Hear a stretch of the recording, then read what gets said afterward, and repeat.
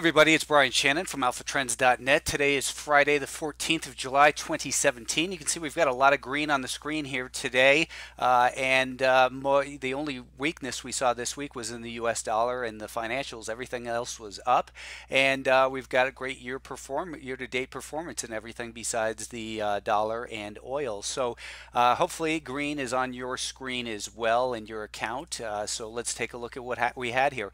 As I always emphasize, it's the direction of the 50-day moving average that's more important than a couple closes below it. And as long as we have a rising 50-day moving average and 150, and 200-day moving average, the path of least resistance remains higher. The burden of proof remains on the sellers here.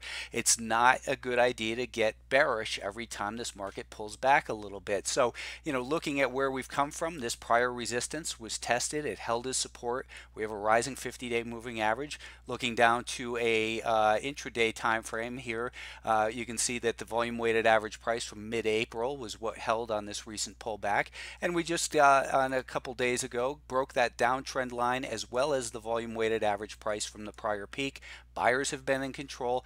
We broke out of this box that it's been in, and a lot of people look to sell short at the high end of what's been resistance. I always say it's a level to be aware of, not to sell short, but to be aware of, and maybe not chase the market or reduce some of your exposure, sell into the strength that is, or raise stops, whatever your personal time frame is. But to try to short into this type of strength makes zero sense at all. We are above a rising 5-day moving average once again on an intermediate term time frame, and this 243 level will be an important level going forward in the next week or two. If we pull back down towards that, I would expect that it will be the likely area of support, and we would only be cautious if it really breaks below that. And again, buying after 3 days of rally, that doesn't make sense. Maybe on Monday it will end up being a sensible thing, but more importantly, by that I mean maybe it continues higher. There's nothing saying it cannot continue higher on Monday, but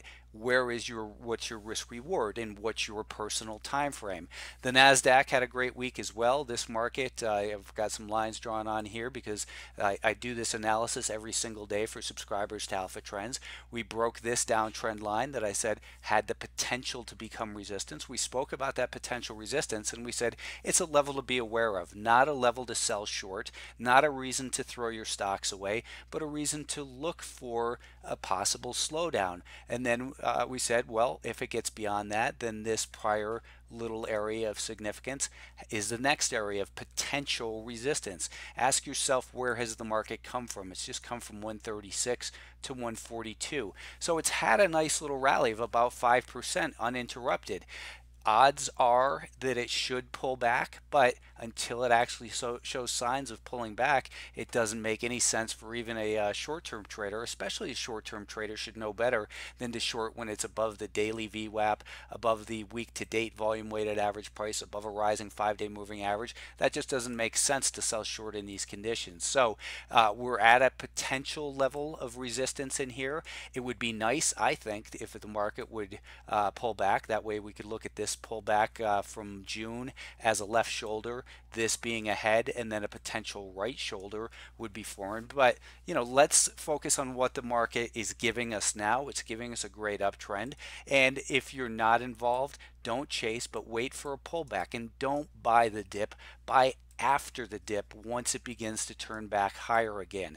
In other words, we don't want to buy weakness, because where in with a weakness do you buy it? Do you buy it here? Do you buy it here? Do you buy it here? Do you buy it there? If you bought it here, would you have sold it underneath this low? The point is, if you wait for the evidence that the buyers are back in control, it's much higher probability and much lower risk and stress as well.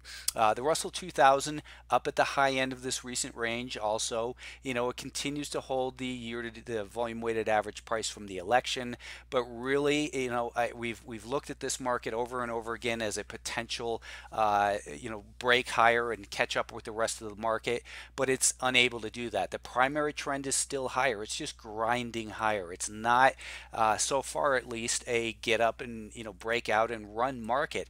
It might do it the next time. You get tired of looking at the market trying to break out, then when it actually happens, a lot of times it leaves people in the dust because the people are thinking, oh shoot, we've seen this script script before. It breaks out and it pulls back. Well, if you buy for breakouts, the most important thing you can do is have risk management. Let's say you thought this is the key level that the market needs to break, above 142.50, let's call it. Well, if you were to buy it there, the most recent and significant higher low in my mind is right here at about 140.50. So if you were to put your stop there, then maybe that's the place to do it, to buy it if you were comfortable with that. Or if it pulls back, the 5-day moving average catches up, you have to anticipate the scenarios. As it pulls back, watch it. As it starts to rally, if it's above the daily VWAP and above the volume weighted average price, let's say from this gap and from this gap, then you would want to purchase it. And then once it does break higher, you could likely put your stop instead of down here beneath this higher low. It depends on what your personal time frame is, and obviously I can't tell you what to do. I can give guidance and point out key levels of potential support and resistance, like we saw in the semiconductors. Looking at this group, we came close to the year-to-date volume weighted average price, and we broke back above the volume weighted average price from the peak this week. So this market, again, with a rising 50-day moving average, it's foolish to sell it short for all but the smallest time frame traders. The path of least resistance remains higher. Now this market, the semiconductors that is, as I've been pointing out for close to 15-20 years now, typically leads the NASDAQ. So if you're looking at shorting here, in the NASDAQ, be aware of how the semiconductors have acted at that similar spot. They continue to rally. They are still above a rising 5-day moving average with it higher highs and higher lows. It doesn't make sense to sell short such a strong market. I would prefer that this market pulls back and maybe even all the way down towards this level in here. What we'll be looking at is to create a higher low. The volume weighted average price from the recent low comes in at about 84. Of course, that will be moving. Maybe in the next week we see it come down under the 5-day moving average, and then it starts to flatten out, and then we buy strength from there. The point is, again, always be aware of the potential scenarios. We've been talking about biotechs forever. I spoke about the volume weighted average price year to date. When that was broken back here, I said my thought was it's likely a bear trap and that it would touch the volume weighted average price from the election. That's exactly what happened. We had confirmation that the buyers regained control in here. And when we look at the longer term chart with a 50, 100, 150, and 200 day, we also referenced the volume weighted average price from the peak. The reference point of that is that during this bear market, if they don't scare you out, they'll wear you out. And then as the buyers became got back in control, we were looking at this saying, okay, here's the breakout. Now what do? Now we measure it from a nearer standpoint. So the volume weighted average price since that shakeout, we held above, and just a couple days yesterday, in fact, we got back above the volume weighted average price from the peak, indicating that this short-term correction in the primary uptrend was over. Now we're going to want to see that the rising 5-day moving average holds as support next week. The biotechs, in my mind, look like they are poised to be able to continue to move higher. And by the way, in the next week and a half or so, I will be doing a free webinar about the volume weighted average price. I'm going to show you some further examples here in a moment that we spoke about on Twitter. But the only way that I'm going to announce that is on Twitter, or if you're a subscriber to Alpha Trends, you'll know about it. I'm not going to send out emails and do special YouTube videos and put it on Facebook. If you're interested in that webinar, keep an eye on Alpha Trends Twitter. I have to keep it in one place. Apple today, I had mentioned on Twitter that it's at a potential level of resistance. What we saw first was the volume weighted average price from the February gap held throughout this recent correction, and then the volume weighted average price from the peak over here, what would we measured from this point and from the peak, both come together right in this same spot. Is that a coincidence that it's also the location of the 50-day moving average? I don't know. I'm not going to look at that, but there's a couple things that come together here, which are those volume weighted average price levels and a 50-day moving average. What that tells me is, yes, we have this market back in an uptrend, but look at it in terms of here's the potential for some resistance. It doesn't mean sell it short. To me, that's foolish. The path of least resistance is higher. It means it has the potential to encounter some supply in this area. So depending on your time frame, do nothing tighten your stop, but I wouldn't say sell it short. Maybe you're an aggressive day trader and you short it on Monday morning on some weakness. That's not my thoughts of how I approach the market. Tesla was a great one. I had mentioned it numerous times to keep an eye on that year-to-date volume weighted average price. We came down pretty much right on to it in there. That's where I told subscribers keep a close eye on it in here. And then what we're looking at now is that the here's another level is a 38.2% retracement of the recent high to the recent low comes in at about 335. Well, if you look at the volume weighted average price from that peak as well, that comes together in here as well. There's a potential level of resistance. Yesterday, I don't have it on here, but yesterday daily S2 was right here for Tesla.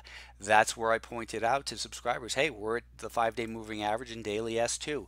Here's a potential action level. If you're comfortable buying a pullback, those are the types of levels where you use that information and say, now I want to look at this because not only is it that 5-day moving average and that our S2 level, but it was the volume weighted average price from the low, and from this gap we have it just a little bit lower. But the point is there are a lot of ways to use the volume weighted average price. I'm going to show people how I use it, how I think it should be used, and where you can find it, how to get the same page that I have. Netflix, I pointed out, as it was right over in here at the year-to-date volume weighted average price. Goldman Sachs has been a laggard in the financials, and look at the action around the volume weighted average price this year. Here's the beginning of the year. We saw that it held as support briefly, then resistance. It came back, tested it, and here's what I was saying yesterday is if it can do a scenario like this, and I'll explain exactly what the volume weighted average price is, where to find it, how to use the settings, how to get this same exact page that I have. But this is the type of scenario that we would want to see for Goldman to regain, the buyers to regain control would be break above that level and then pull back, test it, hold it as support, and if it were to rally away from there, now you got something to look at on this daily time frame, where the daily time frame looks good here, but not good enough to buy based, I think, on that year-to-date volume weighted average price. Twitter was another one that I'd mentioned this week. Numerous volume weighted average price levels came together to tell me it was an area of the buyers are gaining control. Ulta I've mentioned numerous times this year as far as the volume weighted average price finding buyers on these pullbacks. Well, the last pullback, look at how quickly they bounced from it. This last one, it did not bounce quickly at all. It stayed, it distributed, and once it broke below there, institutional investors who do look at this year-to-date volume weighted average price said, I don't want to own it anymore. This isn't because people are selling 500 shares at a time. A move lower like that is big institutions saying, hey, I'm getting out of this. This is the biggest volume it's traded, pretty much, second or third biggest all year. That means there are big institutions selling out of the position because now their average cost year to date, this position is costing their portfolio and their investors and the trust from their investors money, so they want to get the heck out of it. Join me next week, and hope you have a good weekend.